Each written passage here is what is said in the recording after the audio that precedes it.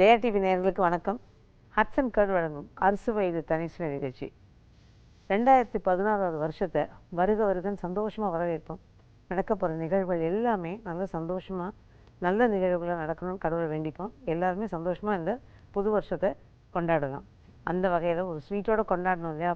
புதுசு சந்தோஷம் எப்படிங்கிற போதே ஸ்வீட் ஞாபகம் தான் வரும். அந்த வகையில் இன்றைக்கி அறுசுவை இது தனிச்சுவை நிகழ்ச்சியில் ஒரு ஸ்வீட் தான் பார்க்க போகிறோம். அதோட கூட ஒரு சின்ன காரமும் பார்க்க போகிறோம். பார்த்திங்கன்னா ஸ்வீட் வந்து கசகசா அல்வா, அடுத்தது காரம் வந்து ஒரு ஸ்பைசி முறுக்கு. முதல்ல இந்த கசகசா அல்வா பண்ணலாம், அதுக்கப்புறம் இந்த ஸ்பைசி முறுக்கு பண்ணலாம். இந்த கசகசா அல்வாவுக்கு தேவையான பொருள்லாம் சொல்கிறேன், அடுத்து அது எப்படி பண்ணுறதுங்கிறத பார்க்கலாம். கசகசா 1/2 கப் தண்ணீரில் 1 மணி நேரம் ஊற வைக்கவும். சர்க்கரை 1 கப், பால் 1/2 கப், நெய் 1/2 கப். இப்போ இந்த கசகசா அல்வாவுக்கு தேவையான பொருள்லாம் பார்த்தோம் இல்லையா? இது நான் நல்லா ஒரு மணி நேரம் ஊற வச்சுருக்கேன். இது பார்த்திங்கன்னா நல்லா ஒரு தடவை கழுவிட்டு, அதுக்கப்புறம் இப்போ ஒரு கல் மண் இருக்குமா அப்படிங்கிற ஒரு சந்தேகம் இருந்தால் ஒரு தடவை அரைச்சிடுங்க. அதை அரைக்கும் போது கூட நீங்கள் அரைச்சிக்கலாம். நல்லா ஒரு மணி நேரம் ஊற விட்டுட்டு இந்த பாலை கொஞ்சம் கொஞ்சமாக ஊற்றி நல்லா நைஸ் பேஸ்ட்டாக அரைச்சிக்கணும். கொஞ்சம் நிறைய பண்ணுறவங்களா இருந்தால் இதை வந்து நல்லா கிரைண்டரில் கூட நீங்கள் அரைச்சிக்கலாம். இது ஆக்சுவலாக நல்ல ஒரு அதாவது கசகசாவுக்கே ஒரு இயல்பு என்னென்னா குளுமைப்படுத்தும் உடம்பை. அதனால் நல்லா அது ரொம்ப பேர் சொல்லுவாங்க அது கசகசா நிறைய சாப்பிடும்போது கொஞ்சம் ஒரு கிரினஸ், அதாவது ஒரு சின்ன ஒரு மயக்கம் மாதிரி இருக்கும் அப்படின்னா. பட் நம்ம பொதுவாக நம்மளோட சமையல் வகைகள்லேருந்து எல்லாத்துலேயுமே நம்ம கசகசாவை கொஞ்சம் சேர்த்து தான். ஏன்னா அதாவது ஒரு பைண்டிங் ஏஜென்ட் மாதிரின்னு வச்சுக்கோங்களேன். ஒரு சிட்டன்னு ஒரு குருமாவை அரைச்சி சேர்த்திங்க அப்படின்னா அந்த ருசியை மாற்றாமல் குருமாவை திக்கனிங் ஏஜென்ட் மாதிரி திக்காக்கி கொடுத்துரும். அந்த வகையில் இது வந்து நம்ம கொஞ்சமாக தான் சேர்த்து பண்ணுறோம். அப்படி பார்க்கும்போது இப்போ இந்த அல்வாவில் வந்து நம்ம மற்ற சேர்மானங்கள்லாம் இருக்குது, அதாவது நெய் சர்க்கரை எல்லாம் சேர்க்கும்போது உங்களுக்கு எந்த விதமான இதுவும் இருக்காது, நல்ல உடம்பை குளுமைப்படுத்தும். இந்த கசகசாவை அரைச்சி நம்ம எடுக்கிற போது இது பார்த்திங்கன்னா இது ஆக்சுவலாக இந்த அல்வாவை சொல்லி கொடுத்தவங்க கீதா ஸ்ரீனிவாசன் ஒருத்தவங்க. அவங்க வந்து இந்த அல்வா ரெகுலராக பண்ணுவாங்க. அதனால் எனக்கு ரொம்ப பிடிக்கும் அந்த அல்வாவோட டேஸ்ட்டு. ஸோ இதை கேட்டுட்டு வந்து தான் இன்றைக்கி நேர்களோடு அதை பகிர்ந்துக்கிறோம். காய்ச்சி ஆற வச்சு ஃப்ரிட்ஜில் பால் வச்சுருப்போம். அந்த பாலை கூட இதில் ஊற்றி நல்ல அதாவது கசகசாவை அரைச்சி எடுத்ததுக்கப்புறமா தண்ணி ஊற்றி கழுவுறதுக்கு பதிலாக அந்த பாலை ஊற்றி நல்லா இது பண்ணி எடுத்துகிட்டு ஒரு தடவை சர்க்கரை வேணுங்கிற அளவு சர்க்கரையும் போட்டு அதில் நல்லா கலந்துட்டு அதை வச்சுடுவோம். திரும்ப சில் பண்ணி வச்சுடுவோம். அதுக்கப்புறமா அதை எப்போ வேணுமோ அதை கொஞ்சம் குடிச்சுப்போம். என்னென்னா அந்த வயிற்றில் இருக்கிற புண்ணெல்லாம் ஆற்றக்கூடிய தன்மை எப்படி தேங்காய் பாலுக்கு ஒரு சக்தி இருக்குமோ அந்த மாதிரி இந்த கசகசாவுக்கு இருக்குமா. அதனால் அந்த கசகசா கரைச்ச பாலை வந்து நாங்கள் அது ரொம்ப நல்லது உடம்புக்குன்னு சொல்லி எடுத்துப்போம் அப்படின்னாங்க. ஸோ நிச்சயமாக இந்த மாதிரி அது வயிறு புண்ணு இந்த மாதிரி இருக்கிற நேர்கள் வந்து பார்த்திங்கன்னா இதை வந்து இந்த ஒரு சின்ன டிப்பாக கூட எடுத்துக்கலாம். அது குழந்தைங்கள்லேருந்து பெரியவங்க வரைக்கும் இதை நீங்கள் கொடுக்கலாம். நல்ல ஒரு கலந்து பாலில் காய்ச்சி ஆற வச்ச பாலில் இதை கலந்துட்டு தேவையான சர்க்கரையும் போட்டு ஃப்ரிட்ஜில் வச்சுட்டு அப்பப்போ நீங்கள் கொடுத்தீங்கன்னா அந்த சில் பால் கூட உங்களுக்கு அந்த வயிற்றில் உள்ள புண்ணை ஆற்றக்கூடிய சக்தி இருக்கும் அதுக்கு. ஸோ இப்போ நம்ம பார்த்துட்ருக்குற இந்த கசகசாவை வந்து அல்வாவுக்கு வந்து கசகசாவை நான் ஊற வச்சு வச்சுருக்கேன். இது நல்லா நைஸாக அரைச்சிட்டு வரோம் அந்த பாலை சேர்த்து. அதுக்கப்புறம் அது கிளறதை பார்க்கலாம். இப்போ பார்த்திங்கன்னா இந்த கசகசா அல்வாவுக்கு நம்ம கசகசா ஊற வச்சுருந்தோம் இல்லையா, அதை நல்லா விழுதாக அரைச்சி வச்சுருக்கேன். இப்போ பார்த்திங்கன்னா நம்ம போட்டிருந்தது 1/2 கப்பு, ஆனால் 1 கப்புக்கு மேலே நமக்கு அந்த விழுது கிடச்சிருக்கு. இந்த கசகசாவோட பியூட்டி அதுதான். பார்த்திங்கன்னா கொஞ்சமாக இருக்கும், ஆனால் அரைக்க அது நிறைய காணும். இன்னொரு விஷயம் இந்த கசகசா சொல்லிட்டு நான் அதை ஆரம்பிக்கிறேன். இது என்னென்னா நம்ம வந்து பார்த்திங்கன்னா ஒரு ஆந்திரா டிஷ்ஷு ஒரு 2-3 டிஷ் நம்ம வந்து ரெசிபி நம்ம இதுலேயே நம்ம அறுசுவை தனிச்சுவை நிகழ்ச்சியிலே பண்ணியிருக்கோம். இந்த இக்ரு அப்படிங்கிறதுலாம், அதாவது இக்ருங்கிற டிஷ் வந்து நம்ம முருங்கைக்காய் தக்காளி இதெல்லாம் வச்சு கூட பண்ணியிருக்கோம். அதுக்கு வந்து இந்த பேஸ் பார்த்திங்கன்னா இந்த கசகசா தான் ஊற வச்சு நல்லா நைஸாக அரைச்சி அதை வதக்கி எல்லாம் பண்ணுவோம். அப்போ கசகசாவோட விழுது அதிகமாக இருக்கும், நல்லா நம்ம அரைக்க விழுது காணும். அதனால தான். ஆனால் இது அந்த மொத்த தொக்குன்னு பார்த்திங்கன்னா அந்த கசகசாவோட இதுதான் அந்த விழுது தான் உங்களுக்கு நல்லா தொக்கை கிடைக்கும். ஆனால் இதில் ஒரு விஷயம் என்னென்னா நீங்கள் நல்லா ஊற வைக்கணும். ஏன்னா சில பேரோட சில மிக்ஸி வகையெல்லாம் அந்த கசகசா சரியாக அரைப்படுறதில்ல. அதனால் கொஞ்சம் நம்ம நல்லா ஒரு மணி நேரம் 1.5 மணி நேரம் கூட நல்லா ஊற வச்சிடணும். ஊற வச்சுட்டு நான் பாலை ஊற்றி அரைக்கிற போது இந்த விழுது உங்களுக்கு நல்லா நைஸாக அரைப்படும். ஏன்னா கொஞ்சமாக எடுத்து நம்ம அதை கிரைண்டரில் அரைக்க முடியாது. ஸோ மிக்சியில் அரைச்சி பண்ணுற போது நல்லா ஊற வச்சுடுங்க. 1-1.5 மணி நேரம். அது கிரைண்டரில் பண்ணாலும் 1-1.5 மணி நேரம் நல்லா ஊற வச்சுடுங்க. ஊற வச்சதுக்கப்புறம் கொஞ்சமாக எடுத்த உடனே நிறைய பால் அந்த மொத்த பாலையும் ஊற்றி அரைக்காமல் நல்லா ஒரு 2 நிமிஷம் அதை வெறும்னே விப்பர் பட்டனை வச்சு நல்லா தட்டிடுங்க. தட்டி கொஞ்சம் அரைப்பட்டதுக்கு அப்புறமா கொஞ்சமாக பாலை ஊற்றி அரைச்சிங்கன்னா இந்த மாதிரி நல்ல ஒரு பேஸ்ட்டாக கிடைக்கும். இதில் இந்த முதல்ல அரைச்ச விழுதை போட்டுக்கிறேன். இந்த குருமாலெலாம் இந்த கசகசாவை சேர்த்து அரைக்கிற போது உங்களுக்கு ருசியை மாற்றாமல் அப்படியே அந்த டேஸ்ட் நல்லா கொடுக்கும். நம்ம பொட்டுக்கடலையெல்லாம் சேர்க்குற போது ருசியை மாற்றும். ஆனால் பைண்டிங் ஏஜென்ட்டாக கசகசா மாதிரியே இந்த பொட்டுக்கடலையும் வேலை செய்யும். ஆனால் அந்த ருசி போயிடும். இது வந்து அந்த ருசியை மாற்றாமல் கூடுதலாக ஒரு சின்ன ஒரு ருசியும் கொடுத்துட்டு உங்களுக்கு நல்ல பைண்டிங் ஏஜென்ட்டாகவும் ஆக்ட் பண்ணும். ஸோ இப்போ இந்த கசகசா விழுத போட்டிருக்கேன். இதில் சர்க்கரை,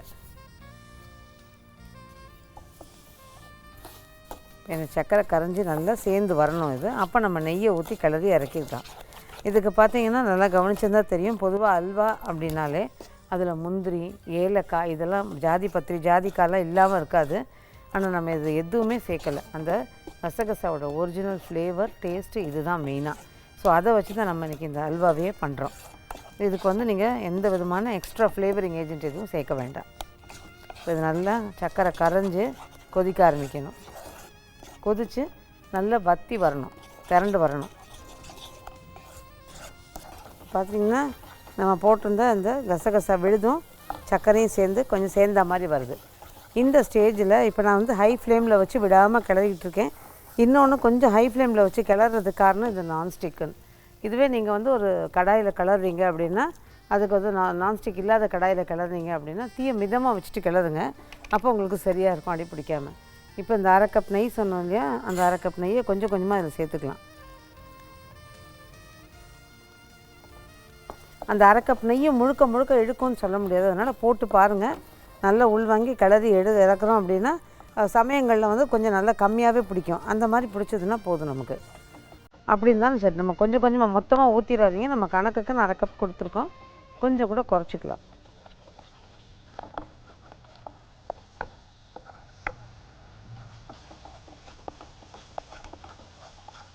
நெய் இழுத்துட்ருக்கு பாருங்கள். இன்னும் கொஞ்சம் நெய் ஊற்றிக்கலாம்.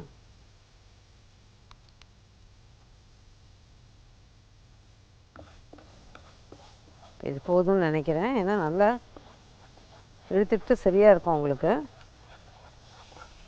பார்த்திங்கன்னா நல்லா தலை நெய் உள்ளே இழுத்துக்கிட்டு இப்போ கரெக்டாக இருக்குது. இந்த ஸ்டேஜில் இறக்கிடலாம். தீயை மெதுவாக குறைச்சிட்டு கொஞ்சம் கிளறேன்.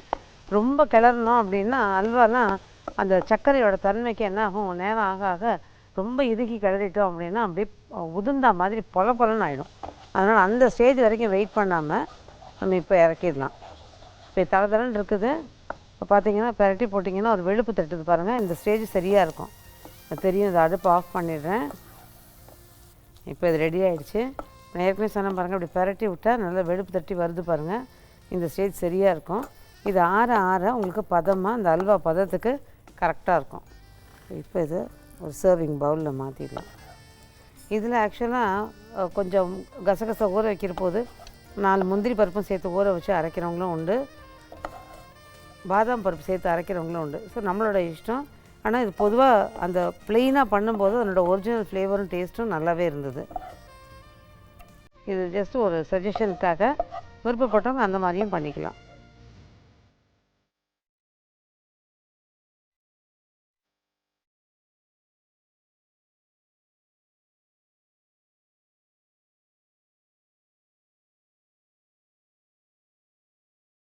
கசகசா அல்வா எப்படி பண்ணுறதுங்கிறத பார்த்தோம் இல்லையா. நீங்கள் அடுத்து பார்க்க போகிறது ஸ்பைசி முறுக்கு. ஒரு ஸ்வீட்டு அப்படின்னா ஒரு காரம் வேணும் இல்லையா. அந்த வகையில் இன்றைக்கி இந்த ஸ்பைசி முறுக்கு பார்க்க போகிறோம். அதுக்கு ஆனால் அந்த ஸ்பைசி முறுக்கு பார்க்குறதுக்கு முன்னாடி ஹட்சன் கர்ட் வழங்கும் அறுசுவை இது தனிச்சுவை நிகழ்ச்சியில் ஒரு சின்ன பிரேக்.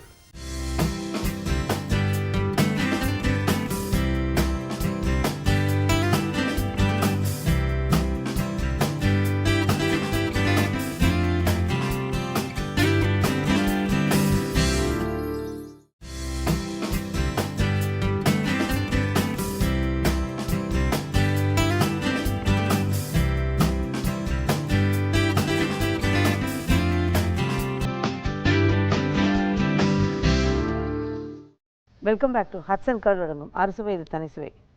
இப்போ நம்ம பார்க்க போகிறது ஸ்பைசி முறுக்கு. நம்ம ஏற்கனவே கசகசா அல்வா பண்ணி ரெடியாக எடுத்து வச்சிட்டோம் இல்லையா. இனி அடுத்தது பார்க்க போகிறது ஸ்பைசி முறுக்கு. முதல்ல அந்த ஸ்பைசி முறுக்குக்கு என்னென்ன தேவைங்கிறது சொல்லிடுறேன். அதுக்கப்புறம் அதை எப்படி பண்ணுறதுங்கிறத பார்க்கலாம். அரிசி மாவு 2 கப், மைதா 1/4 கப், புளித்த மோர் 2.25 கப், பச்சை மிளகாய் 4 அரைத்து வடிகட்டி கொள்ளவும், பெருங்காயத்தூள் 1/2 டீஸ்பூன், சீரகத்தூள் 1/2 டீஸ்பூன், உப்பு ருசிக்கேற்ப எண்ணெய் பொரிப்பதற்கு. இப்போ இந்த ஸ்பைசி முறுக்குக்கு தேவையான பொருள்லாம் பார்த்தோம் இல்லையா? இப்போ இதில் மோர் கொடுத்துருக்கோம். ஸோ இந்த மோர் பார்த்தீங்கன்னா ஒரு நாள் 2 நாள் புளிப்பு இருந்ததுன்னா நல்லாயிருக்கும். வெயில் நாளில் அவங்களுக்கு 1 நாள் 2 நாள் புளிப்புங்கிற போது கொஞ்சம் நல்லாவே ஆகிடும். அந்த 2 நாள் புளிப்பு தான். இந்த 1 நாள் புளிச்ச மோர் எடுத்துக்கிட்டிங்கன்னா சரியாக இருக்கும். ஆனால் ஒரு துளி புளிப்பு இருந்தால் தான் இந்த முறுக்கு நல்லாயிருக்கும். நம்ம ஏற்கனவே கடைஞ்சி வச்சுருக்கேன் அந்த மோரை. ஸோ இப்போ மோரை ஊற்றிருக்கோம் இல்லையா? இதுலேயே பச்சை மிளகாய், அரைச்ச தண்ணி, சீரகத்தூள், பெருங்காயத்தூள், இந்த மாவுக்கு தகுந்த அளவு உப்பு.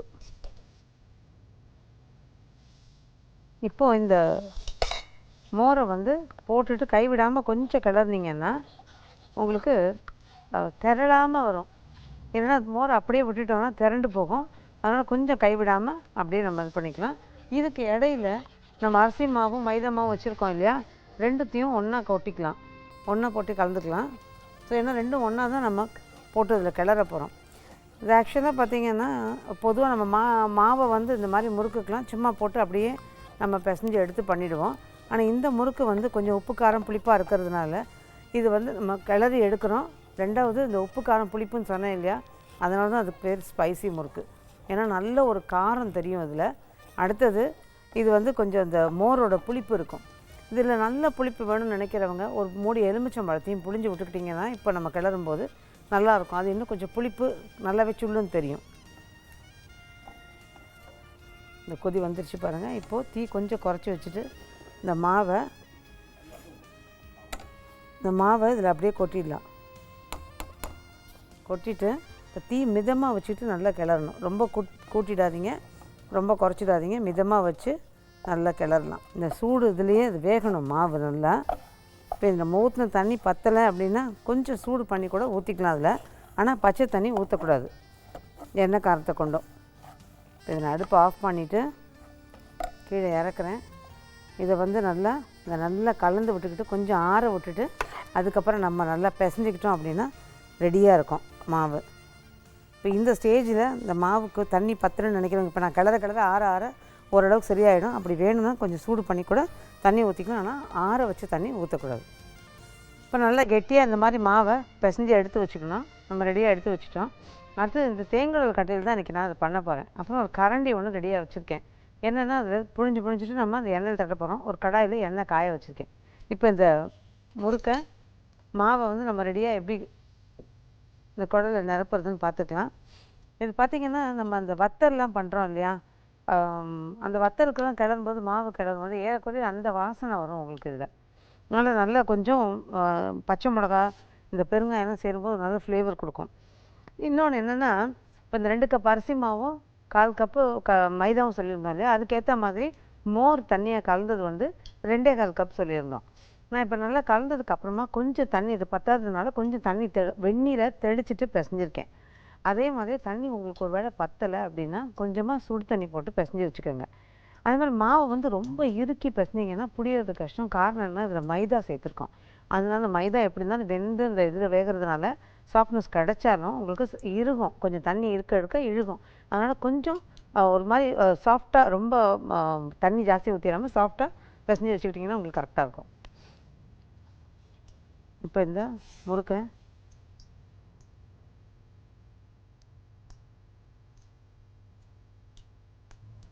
இது புழிஞ்சிட்டு லேசாக அப்படி ஒட்டி விட்டுருங்க. ஓரங்கள் இப்போ இது பண்ணாமல் அதுக்கு இடையில கொஞ்சம் மாவை ரெடியாக உருட்டி வச்சுப்போம்.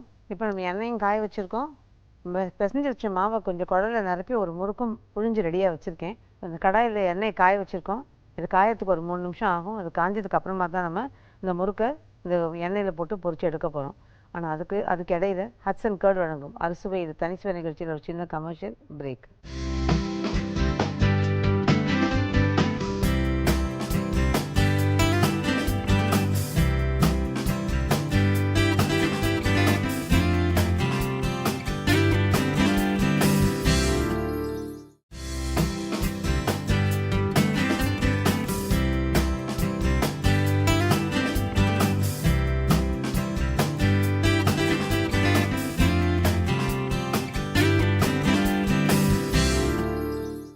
Welcome back to Hatsun curd வழங்கும் அறுசுவை இது தனி சுவை.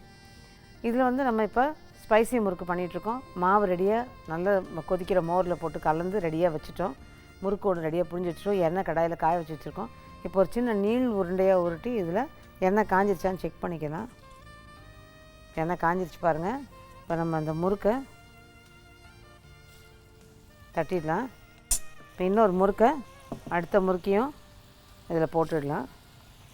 இப்போ இன்னும் ஒரு முறுக்கு கொள்ளும் இல்லையா, இதுக்கு நம்ம இன்னும் கொஞ்சம் மாவு எடுத்து குடலில் நிரப்பிக்கிட்டு அதையும் புழிஞ்சிடலாம்.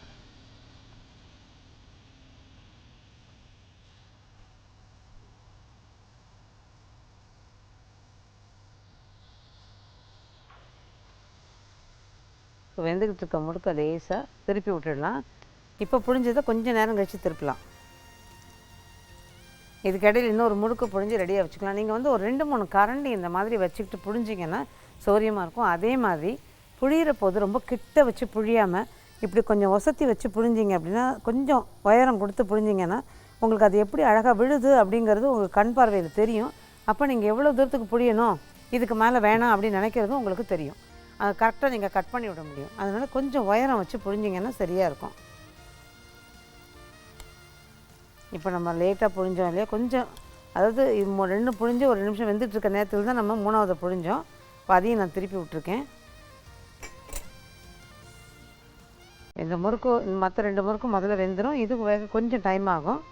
ஏன்னா கொஞ்சம் லேட்டாக புழிஞ்சதுனால இந்த சலசலப்பு அடங்கி லேசாக அந்த கொஞ்சமாக பபிள்ஸ் வரும்போது எடுத்தோம்னா உங்களுக்கு கரெக்டாக இருக்கும். ஒன்று இது நிறைய நிகழ்ச்சியில் தொடர்ந்து இந்த மாதிரி பலகாரங்கள் பண்ணுற நிகழ்ச்சியில் சொல்லிகிட்டே வரோம். என்னென்னா, எப்பவும் பலகாரம் பண்ணும்போது நம்ம அதை தீயை குறைச்சி கூட்டி நம்ம சௌரியங்களுக்கு ஏற்ற மாதிரி இதை பண்ணோம் அப்படின்னா அதுக்கேற்ற மாதிரி டெக்ஸ்சர் உங்களுக்கு மாறும். அதனால் எப்பவும் வேகும்போது எண்ணெய் காரத்தை கொண்டும் இந்த எண்ணெயோட காய்ச்சலை கம்மி பண்ணக்கூடாது. ஒன்று எண்ணெய் குடிக்கும், இன்னொன்று கடுக்குன்னு வரும். முறுக்கு நல்லா புழிஞ்சு பார்த்தீங்கன்னா உங்களுக்கு விவரம் தெரியும். இது புதுசாக தெரியாதவங்களுக்காக சொல்கிறேன். அதே மாதிரி எண்ணெய் வந்து ரொம்ப காஞ்சிட்டாலும் செவந்து கொடுத்து வரும். அதனால உங்களுக்கு கரெக்டாக பார்த்து பண்ணணும். எண்ணெயோட காய்ச்சல் உங்களுக்கு ஒரு வேலை இருந்தது, இடையில ஏதோ வேறு வேலை வந்ததுன்னா எண்ணெயை நல்லா தீயை நல்லா குறைச்சி வச்சுட்டு ஆஃப் பண்ணி வச்சுட்டு போயிடணும். அதுக்கப்புறம் திரும்ப நீங்கள் ஒரு 10 நிமிஷம் கழித்து ஆரம்பிக்கும் போது எண்ணெயை திரும்ப காய வச்சு சின்ன உருண்டையாக நீள் உருண்டையாக உருட்டி அது கரெக்டாக காஞ்சிருக்கான்னு செக் பண்ணிவிட்டு அதுக்கப்புறம் பண்ணுங்கள். இப்போ பார்த்திங்கன்னா இது நல்லா சலசலப்பு இல்லாமல் வெந்துருச்சு. இதை எடுத்துடுறேன்.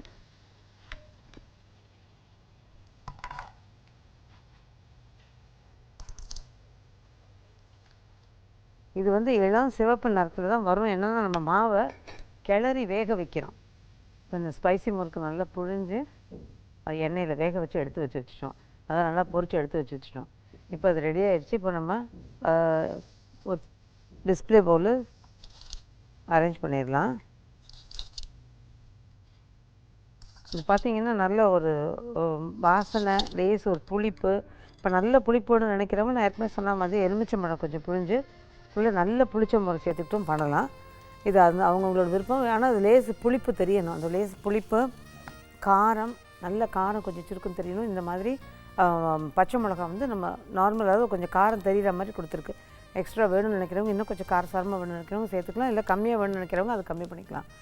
பட் இந்த மோரில் வெந்து அது பண்ணுற போது உங்களுக்கு அந்த சாதாரணமாக அந்த கூழ் வடகம் மாவு, அந்த வத்தல் மாவெல்லாம் கிளறும் போது ஒரு நல்ல ஒரு வாசனை வரும் இல்லையா, பெருங்காயம் இதெல்லாம் சேரும்போது அந்த மாதிரி இதுக்கும் ஒரு நல்ல வாசனையும் வரும், டேஸ்ட்டும் இருக்கும்.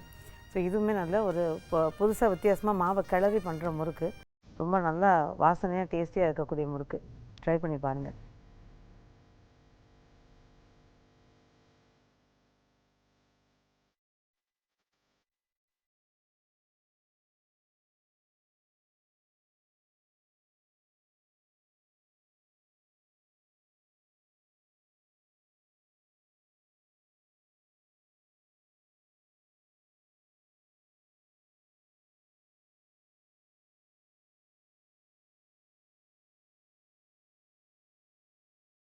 இப்போ பார்த்த இந்த கசகசா அல்வாக்கும் ஸ்பைசி முறுக்குக்கும் ஒரு சின்ன ரீகேப். கசகசா அல்வாவுக்கு கசகசா அரை கப்பு நல்ல ஒரு 1 மணி நேரம் 1.5 மணி நேரம் ஊற வச்சுருங்க. ஊறினதை தண்ணியை வடிகட்டிட்டு அந்த அரை கப் பாலையும் சேர்த்து நல்லா விழுத நைஸாக அரைச்சிக்கோங்க. அரைச்ச விழுத ஒரு பாத்திரத்தில் எடுத்து போட்டுக்கிட்டு அதுக்கு அதோட கூட சர்க்கரையும் போட்டு நல்லா கிளறிட்டே இருங்க. இது கொஞ்சம் தண்ணி வற்றி சேர்ந்த மாதிரி வரும்போது அதில் நெய்யும் ஊற்றி நல்லா கிளறி இறக்குனீங்க அப்படின்னா கசகசா அல்வா தயார். இந்த ஸ்பைசி முறுக்குக்கு பார்த்திங்கன்னா ஒரு பாத்திரத்தில் மோர், அதோட கூட கொஞ்சம் பச்சை மிளகாய் அரைச்சி வடிகட்டின விழுது, சீரகத்தூள், பெருங்காயத்தூள், தேவையான உப்பு எல்லாத்தையும் போட்டு அதை நல்லா கிளறி விட்டு கொதிக்க விடுங்க. கிளறிக்கிட்டே கொதிக்க விடுங்க. அது கொதிச்சிட்ருக்க மோரில் இந்த மைதா மாவும் அரிசி மாவும் ஒன்றா கொட்டி அதை நல்லா கலந்துக்குங்க. கலந்து இறக்கி வச்சு நல்லா கிளறதுக்கப்புறமா அதோட கூட தேவையான அளவு தண்ணி தெளித்து மாவாக பிசைஞ்சு உருட்டி ரெடியாக வச்சுக்கோங்க. எண்ணெயை காய வச்சு ஒரு கரண்டியில் இந்த மாவை ஒரு குடலில் நிரப்பிக்கிட்டு கரண்டியில் சின்ன சின்னதாக புழிஞ்சு எண்ணெயில் தட்டி நல்லா சலசல் படங்கி வெந்ததும் எடுத்தீங்க அப்படின்னா ஸ்பைசி முறுக்கு தயார். நம்ம பார்த்த இந்த கசகசா அல்வா பொதுவாக அந்த அல்வா அப்படிங்கிற போது நம்ம அதை எதுவும் தேடி போக வேண்டாம். பெரும்பாலும் எல்லார் வீடுகள்லையும் இந்த கசகசா வச்சுருப்போம். டக்குன்னு நினச்ச மாதத்தில் ஊறுறதுக்கு 1 மணி நேரம் டைம், அவ்வளோதான். ஆனால் எவ்வளோ சீக்கிரம் கிளறி இறக்கிட்டோம் பாருங்கள். அந்த வகையில் அது ஈஸியாக பண்ணக்கூடியது இந்த கசகசா அல்வா. அதே மாதிரி இந்த ஸ்பைசி முறுக்கும் பார்த்திங்கன்னா சில நேரங்களில் இந்த கொஞ்சம் கொஞ்சம் தயிர் இதெல்லாம் மீந்து போய் மோர்லாம் மீந்து வச்சுருப்போம். அது என்ன பண்ணுறது, தூக்கி ஊற்றவும் மனசு வராது நமக்கு. ஆனால் அந்த வகையில் இதை நல்லா அப்படியே ஸ்பைஸியாக ஒரு முறுக்காக மாற்றிட்டோம் அப்படின்னா கேட்கவே வேண்டாம். இதே மாதிரி நிறைய ஸ்பைசியான ரெசிபியோடு மீண்டும் உங்களை சந்திக்கிறேன். நன்றி, வணக்கம்.